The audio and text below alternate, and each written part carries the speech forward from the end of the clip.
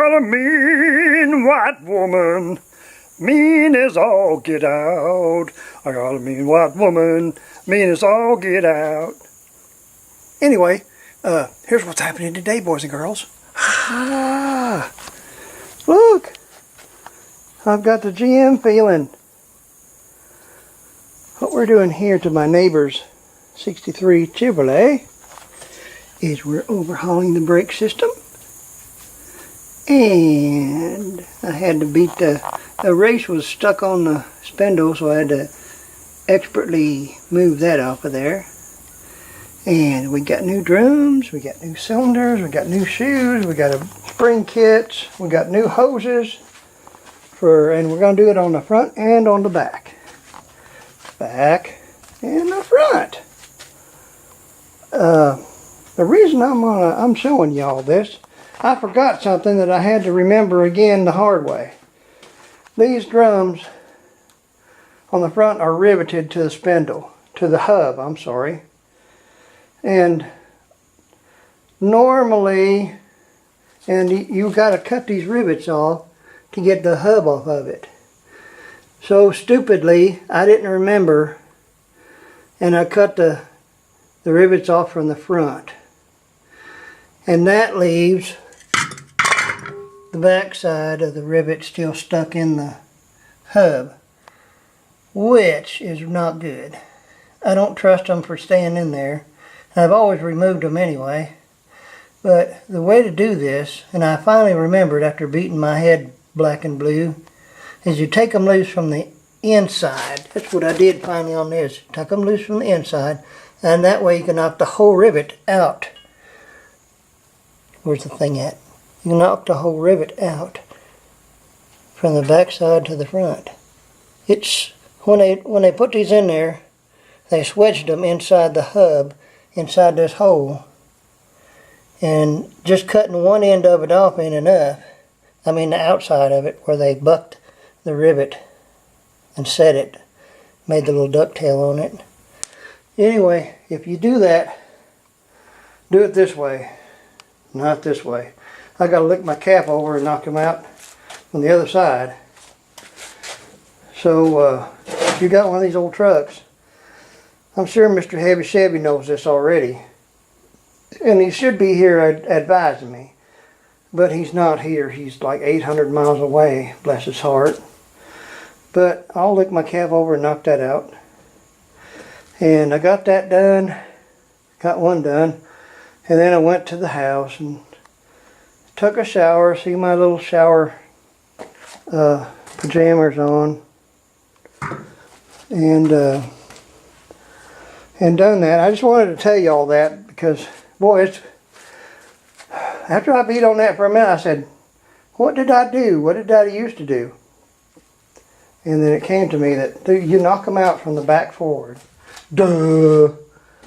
And I did a little bit of here. I put a patch over, welded a patch over where they had that big old hole there. And then I covered it up with some fiberglass, long hair fiberglass, so I can grind that back down and start over. So that's one hole fixed on the old girl. I did get her vacuumed out.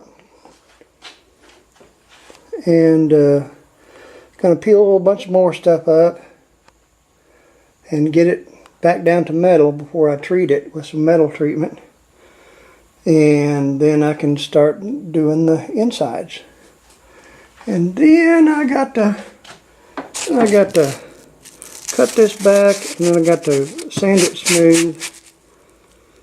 And the paper under this, paper mache, whatever it is, was all warped down. That's why I had to fill it in with this. But I'll get that going.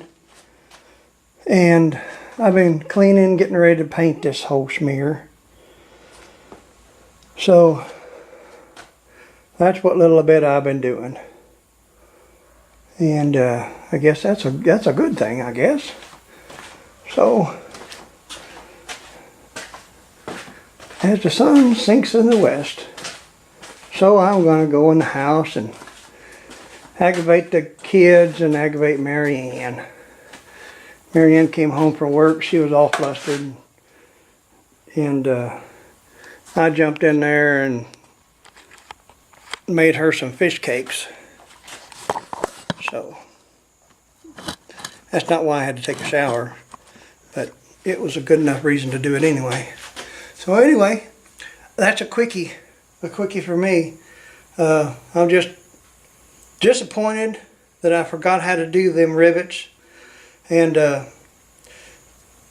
these trucks, and I don't know if the cars are riveted, I can't remember. But the rivets that stick out, if you don't have the right kind of wheel, when you tighten the lug nuts on it, the rivets will hold the wheel out from the drum. And I seen, I don't know if it was one of my Chevy trucks or somebody else's, that they put some white spoke wheels on, which was the thing, and they tightened them up, and eventually it broke out the wheel. The steel wheel was broke out because it was pushed over that rivet was sticking out there, and made a very unhealthy thing. So if you got an old truck, watch these rivets and make sure you got either cut them off from the back side and before you put some funny wheels on them, or just put your real wheels on them. This I wouldn't have had to do this, but he's got new brake drums to put on this thing. So that's why I had to skin them back and get these old drums beat off of them. And it'll make a better truck out of it. I'm going to put new drums all the way around, new wheel cylinders, new brakes, springs, hoses, and it'll stop. It may not run, but it'll stop. No, it's got that 6-cylinder in it. They'll run.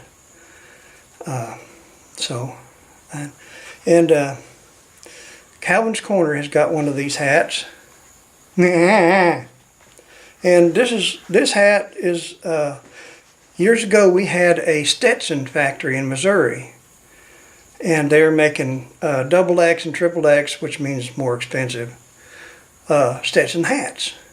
And when they went bankrupt, or when they quit, they had a bunch of these hats half done. And see if I can find it. Here's where the string is that they was holding them up to run them through the steamer to form them. And they had them on eBay for $10. So I bought 3 or 4 of them, and I give all of them away but this one. And that's how I got this hat. It's a Stetson, but more or less.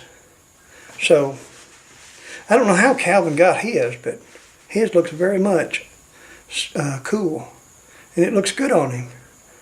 So that's the hat story too. And I want to tell you that I love you. I'm feeling good. I had 2 wonderful days. I'm feeling wonderful. And I know it's because of the good Lord, and you guys has got my back. So thank you. I appreciate it. Thank you, thank you, thank you. And if I can do something for y'all, make y'all feel better, let me know. Okay. I love you. Bye. Well, where is it there?